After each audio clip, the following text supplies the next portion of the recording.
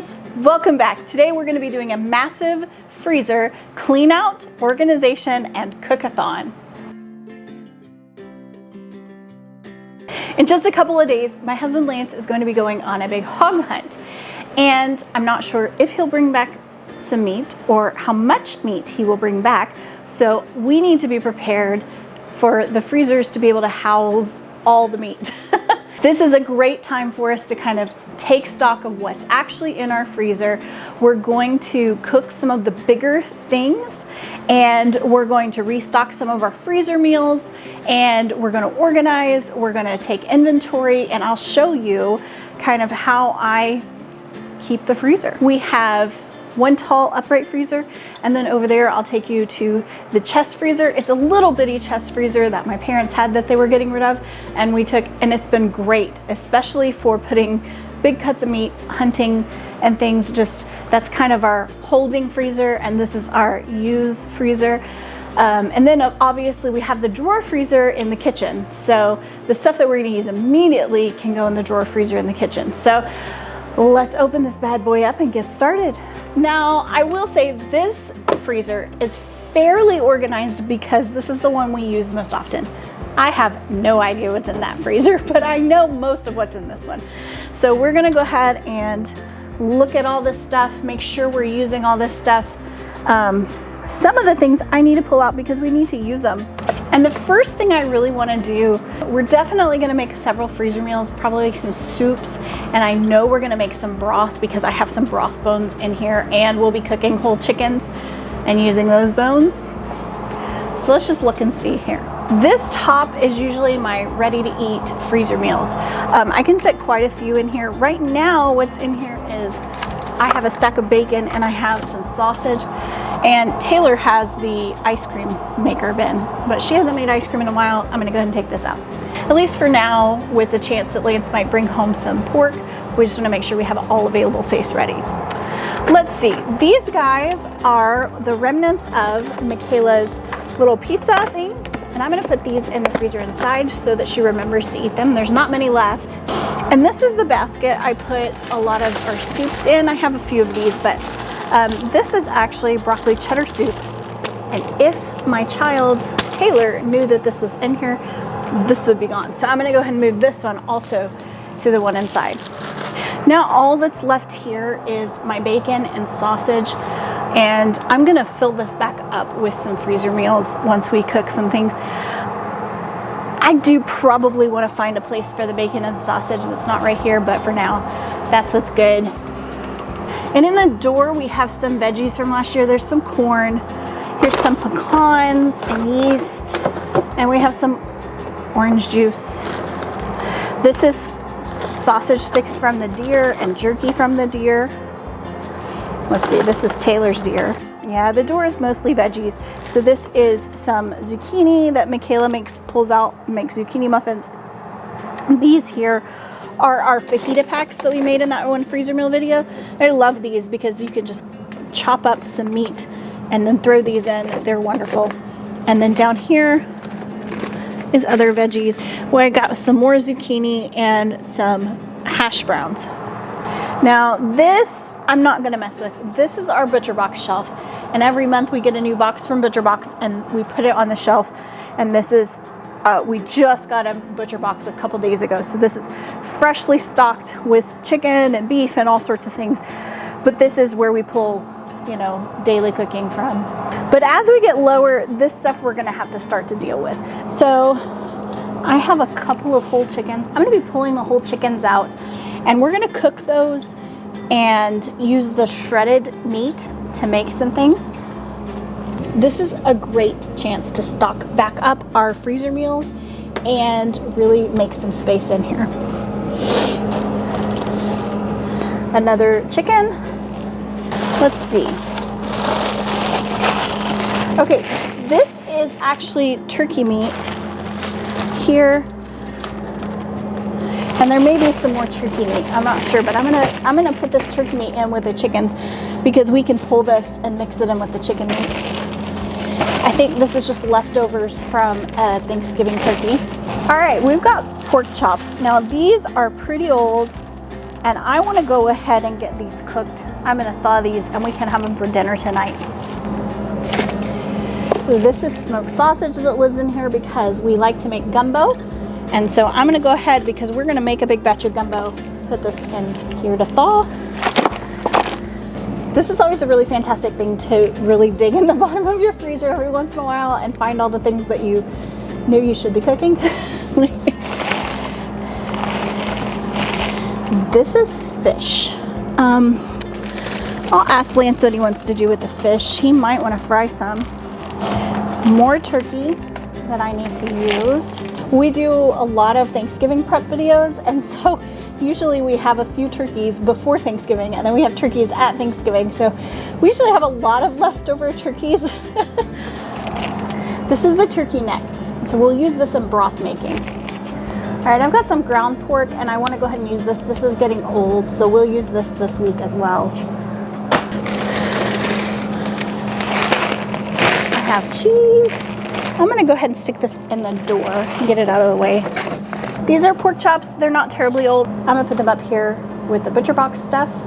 Okay, so we're down on the bottom now, and I almost have a completely empty row up here, which means I'm probably going to try to empty it. These are chicken fry from Taylor and Lance's deer. We love to get, our processor will make some chicken fry, and it is excellent. We love, love, love as much as possible to have our deer processed this way.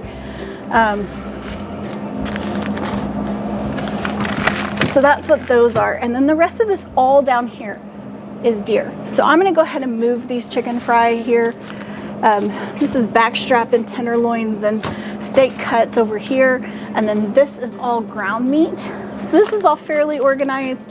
And I have the older stuff on the top and the newer stuff on the bottom. I did that when we got their deer this year. But I'm gonna go ahead and put these chicken fry here.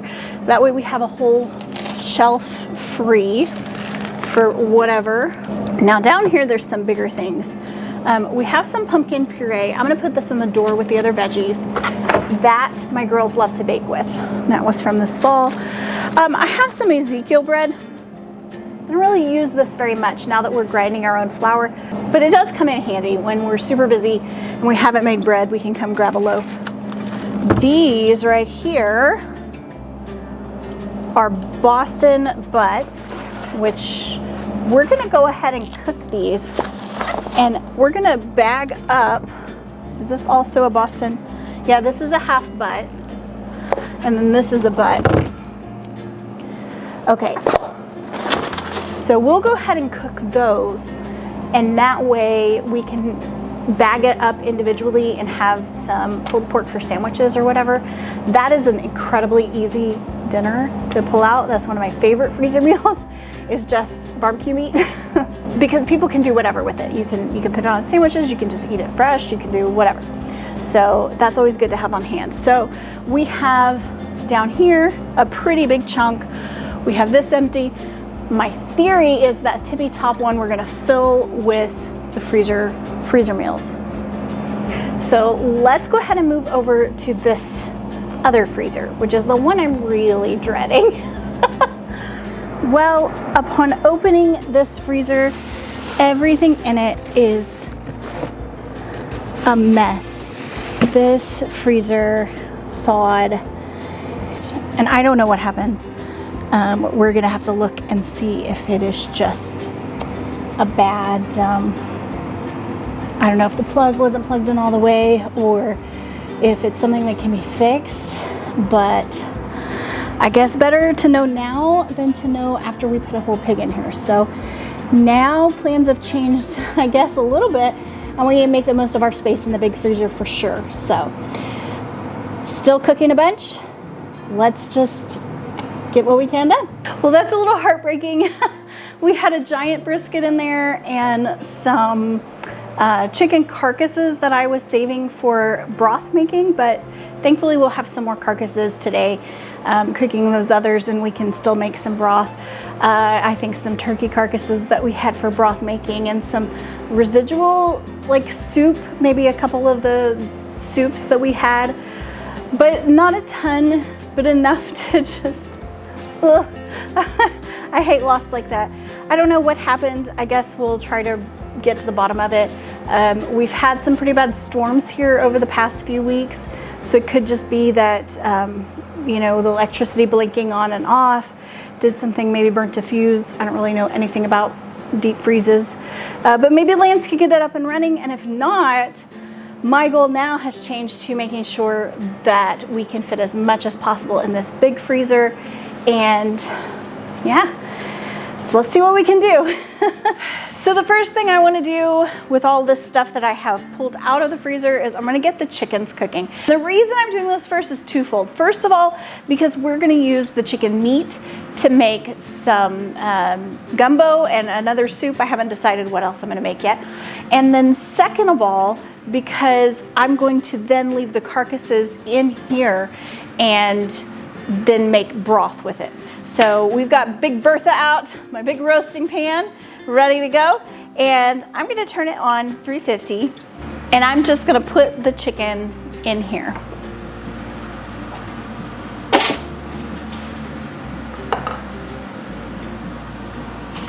This is super easy. I don't care about it browning and doing all the things because I'm just gonna pull it and put it in soup.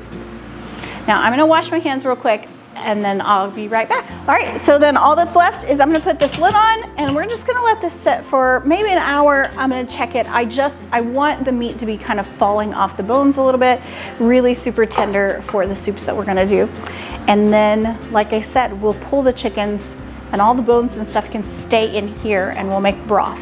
So I will see you back when the chicken is all done. It's been a little while. These have cooked all the way through and they have reached their safe temperature and they are just falling apart. I've let them sit and cool for a little bit because trying to pick the chicken off the bones while it's hot is just really no fun. So we've got some cooler chicken. If you're in a hurry and you don't have time for it to cool down, you can run it under cold water while you're doing this and it's fine. So what I'm gonna do though is I'm going to be putting the skin and the bones back into this pot because we are just gonna crank it back up and make some broth in here. And then I'm gonna tear the pieces of chicken off and put them in this bowl for our soup. And this really is a lot more cost effective and a lot better tasting than just using, you know, chopped up chicken breasts in your food because you get the dark meat, you get the more flavorful meat. There's just no comparison in my book, and this is super easy. It's a little messy, but super easy.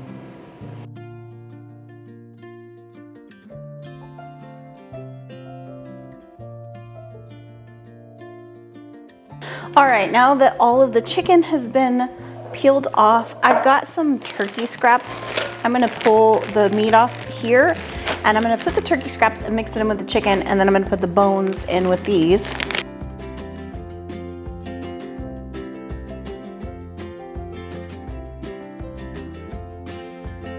So I have all of these scraps in here, and now I'm gonna put some veggie scraps. I'm gonna put a few more scraps in here. I'm gonna pull some celery and put it in here.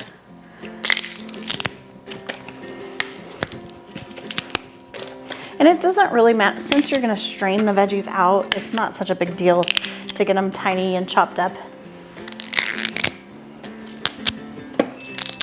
And maybe a carrot. You do, however, want to make sure they're nice and clean before they go in. Now, all that's left is to cover this with water.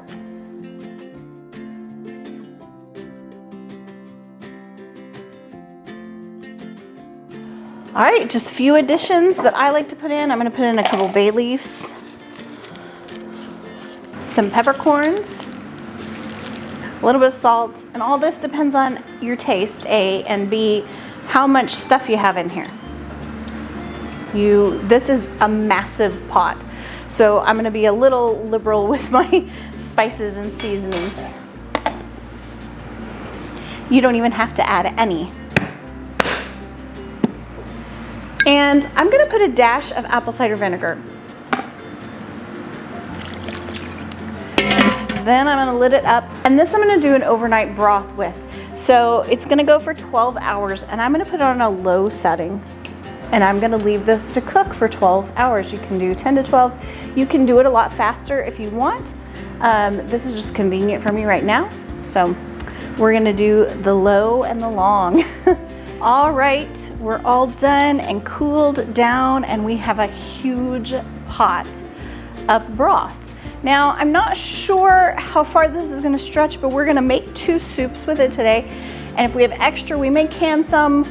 If there's not enough extra to can, we probably will just put it in the fridge because we'll go through it. So what I'm gonna do is strain about 8 cups into each of these containers. That way I can have 8 cups per soup that I'm doing, and then the rest will be extra.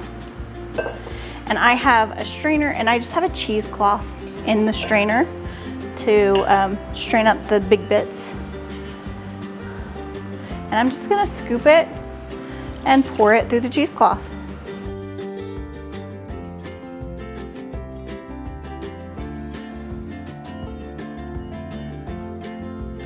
Now I've got a couple of things to get going. I need to clean this out, but before I do that, I'm gonna go ahead and get my chicken vegetable soup going. This is incredibly easy. So first I'm gonna take one of my 8-cup things of broth. Actually, I may use more broth in here just to make a bigger batch.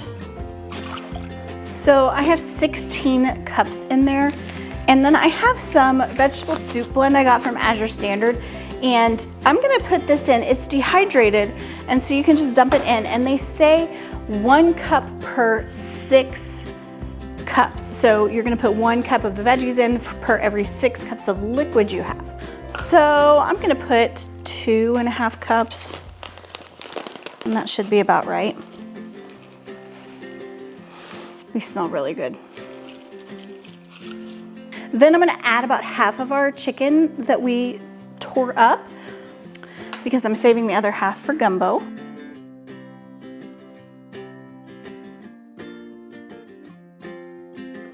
And that's really all there is to it. I'm gonna go ahead and put the lid on. You can season this, but since I seasoned the broth, I salted and peppered the broth, I'm not gonna season this. And when we pull it out, we can just season it to our liking. I'm gonna put this on low. We'll let it set 6 to 8 hours. If I check it this evening and it's still not where I wanna be, I can turn it up to high for a little bit. But we're gonna let that sit, and I'm gonna clean this out, and then we will get the pork butts in here. Next thing in here is I have my pork butts, and there are about 17 pounds worth of pork butts in here. Generally speaking, it's about 20 minutes per pound at 350 degrees for pork. So we're going to go ahead and leave them in for 5 to 6 hours at 350 and set it and forget it. Y'all, if you do a lot of freezer meal cooking, these big roasting pots are worth their weight in gold for sure. I use it all the time when we're batch cooking stuff. So I've got pork going, I've got the chicken soup going. Now it's time to get the gumbo going. All right, now we're over at the stove, and we're gonna get 2 things going for our gumbo. First of all, I'm gonna start browning. I've got a little less, maybe 2.5 pounds of smoked sausage chopped up into little circles, and I'm going to go ahead and brown that. And while that's browning, I'm gonna make my roux. Now, roux is really simple, but it is like the most important thing for your gumbo. And what we're gonna do is add half a cup of oil and 1 cup of flour. And you're just gonna stir this in. Make sure all of the oil is absorbed. You want kind of like a pasty texture. And then we're gonna cook this until it's a dark caramel color. Now I'm using fresh milled flour, so mine is starting out a little darker than if you were just using plain white bleached flour, but we still want it cooked the same.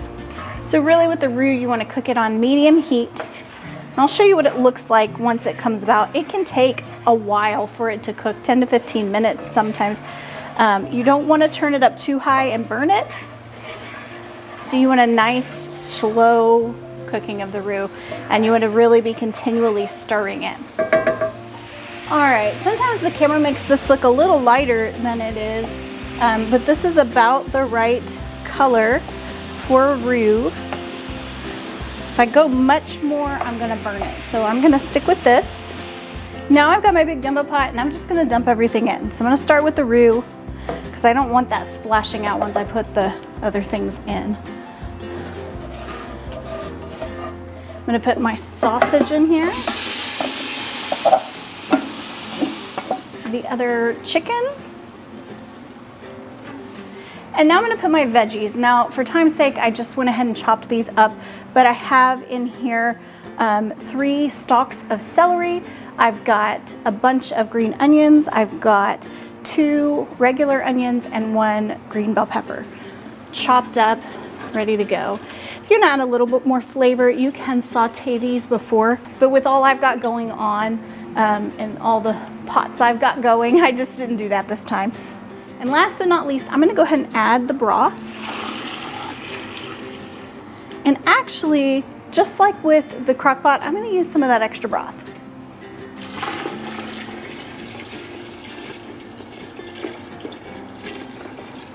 I'm gonna go ahead and use it all since there's not much left.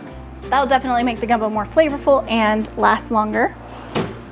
And we can season this however we want. I'm gonna put some cayenne pepper in here. And remember, this is a big pot of soup, so a lot of seasoning is often needed. I'm gonna put garlic powder in here. I'm gonna sprinkle some salt in there. And last but not least, I'm gonna sprinkle some parsley in here. Once it's all stirred up, I'm gonna turn the stove on and set it to boil. Once it's boiling, I'll turn it down to a medium-low heat and we'll simmer it for 2 to 3 hours and then it'll be ready to go. All right, the gumbo is done and I told you it turns lots darker, and our chicken soup is done. So we are going to put these in some cubes and freeze them. All right, this is my favorite way to freeze soup. So we have these little silicone containers called super cubes, and what we do is we fill them with soup and we freeze them, and then we pop out the soup and it comes in a frozen little cube. We put the cubes in Ziploc bags and they stack really nicely. Then in order to cook them, we put them in one of these little Corningware dishes that are just the perfect size to fit one of these cubes. This is great for family soup night. We can each pick our own favorite soup, and we have 4 of these little dishes and we can pop it in the oven. Or if just one of us wants soup for lunch or something, you can also heat these cubes on the stove in a pan if you want. So it's just a really convenient way. So we're gonna go ahead and put the gumbo in these first. Now, the gumbo, generally speaking, is served over rice. So you can prepare some rice to go with this. Now, these are 2-cup super cubes. You can get 1 cup, a 1/4 cup. You can get all sorts of sizes of cubes. And they've got these little lids to snap on them once they're full.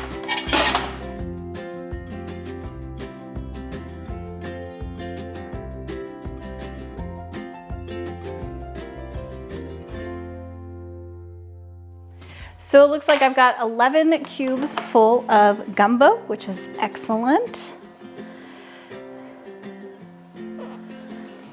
And I'm just gonna snap these lids on. If this was still warm, I would let it cool with the lid off first before I did this, but this particular soup has cooled a little bit, and we're gonna go stick these in the freezer in just a minute. Now, if you're interested in seeing some more types of soups frozen in this way, because this really is an excellent way to bulk up your freezer meals, we have a whole freezer meal video where we did a ton of soup recipes and did a massive soupathon. So I'll link that video in the description so you can see it. Next, I am going to get our chicken vegetable soup in these super cubes. And this looks delicious. This really is the first time I've tried this, and I just kind of made it up. So, because we had those dehydrated veggies.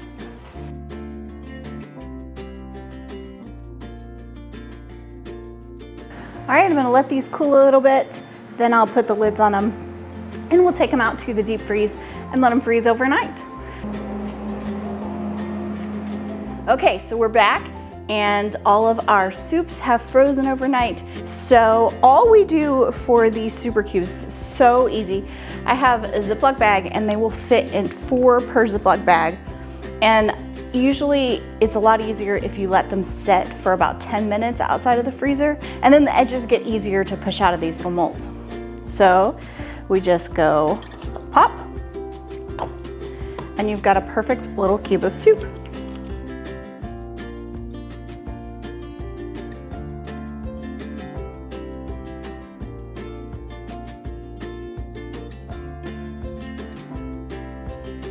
All right, MJ and Taylor, come grab these and take them and stack them on the top shelf of the freezer.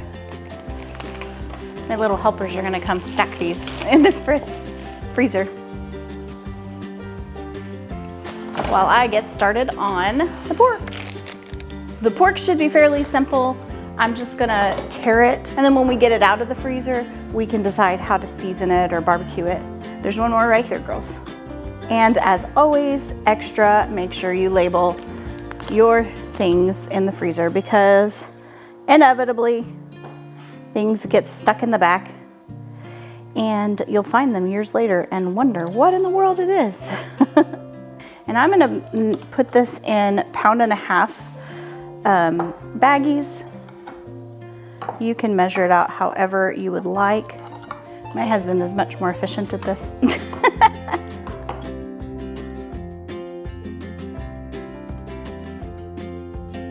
We want to flatten these as much as we can so they're nice and stackable.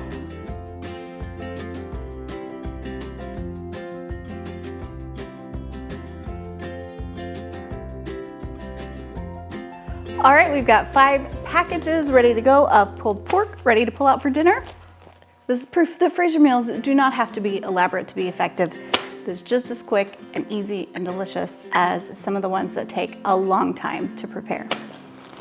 All right, let's head over to the freezer and see what we've done. All right, let's take a tour of the newly cleaned out refrigerator. As you can see up here, these are my stacks of soup. They stack so perfectly. And over here are my stacks of pork.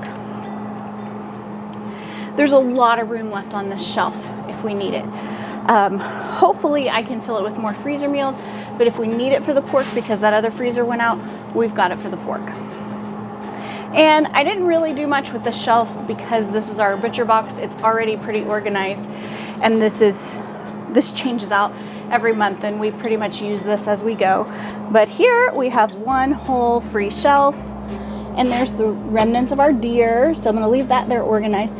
And then another whole free shelf. I moved the breakfast meats up here, and then this is some odds and ends. I've kind of reorganized some of the veggies so I could put the Ezekiel bread down here, which gave me a whole free bottom. So hopefully this is enough space to get the hog or hogs in, depending on what he actually brings home tomorrow, or if he brings home anything. So we will see. Yeah, just in the nick of time. Actually, he's out hunting today, so just in the very nick of time, I got this ready to go. But sometimes that's how it is.